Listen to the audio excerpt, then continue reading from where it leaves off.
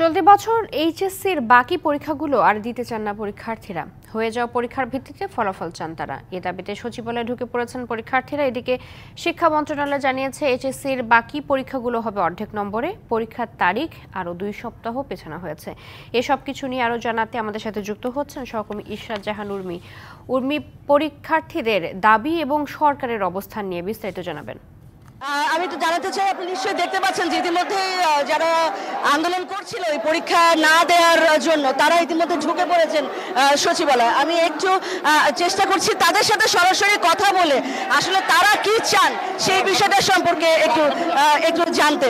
এবং দেখছেন যে তারা আসলে সচিবালয় একদম পুরো একটা গেট দিয়ে ঢুকে এক ধরনের তারা কিন্তু অবস্থান নিয়েছেন। আপনি দেখেন কি বলছেন তারা। আমি সরাসরি তাদের কাছে চাই।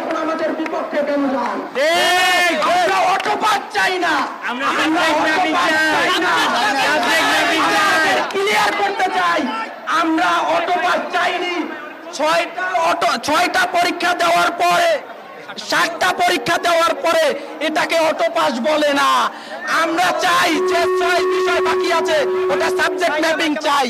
সাবজেক্ট ম্যাপিং জিনিসটা কি একটু বুঝি। সাবজেক্ট ম্যাপিং জিনিসটা হইছে আপনার যে আমাদের 6 সাবজেক্ট বাকি আছে, এসএসসি জিএসসি মিলায়া তাদের একটা, যেমন ধরেন আপনার জিএসসি থেকে 25% নিলে এসএসসি থেকে তারা 75% নিবে সাবজেক্ট বিষয়ে। যদি সাবজেক্ট বিষয় নিয়ে ওইটা আমাদের রেজাল্ট করে দেওয়া হোক, এটাকেই বলে সাবজেক্ট ম্যাপিং। অনেকেই হয়তো সাবজেক্ট ম্যাপিং সম্পর্কে জানে না, ওরা বলে অটো পাস। 23, 24, 21 ব্যাচ বলে অটো পাস। ওরা আসলে কি জানে না, ওরা অটো পাস কি আর সাবজেক্ট ম্যাপিং কি এই দুইটার ভিতর ডিভাইড করতে পারে না। ওরা জানে শুধু কি, ওরা এই জিনিসটাই জানে অটো পাস। ওদের দিয়ে কাজ হবে না, কারণ 20-এ অটো পাস হয়েছে, 21-এ 3 সাবজেক্ট পরীক্ষা হয়েছে, 23-এ আইসিটি 50 মার্কে হয়েছে। কিন্তু আমরা তখন তো কিছু বলি নাই। আপনাদের কত যুক্তি ছিল? 24 মাসের কোর্সে 16 মাসে আনছেন, আপনারা 7 মাসে ইয়ার চেঞ্জ করাইছেন, তখন আপনাদের যুক্তি কই ছিল?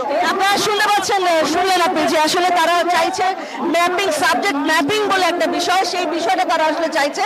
তারা অটো পাস বলতে আসলে খুব একটা রাজি না। এই মুহূর্তে তারা এখানে আন্দোলনে আছে এবং সচিবালয় পুরোটাই আসলে তারা ঢুকে গেছেন এবং তারা চেষ্টা করছেন তাদের দাবির কথা আসলে তুলে ধরতে, এবং তুলে ধরার জন্যই কিন্তু এই বিষয়টা হচ্ছে।